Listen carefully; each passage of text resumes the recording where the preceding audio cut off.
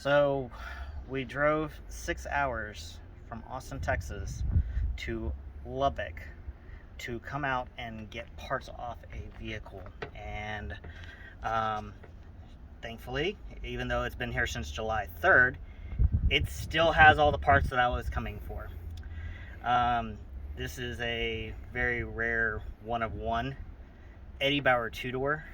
It's a Cayman Green with the factory dealer installed fog light kit and cloth interior.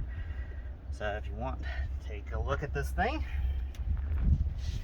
Even though the fog lights are damaged, this valance is intact, and that is what is very hard to find.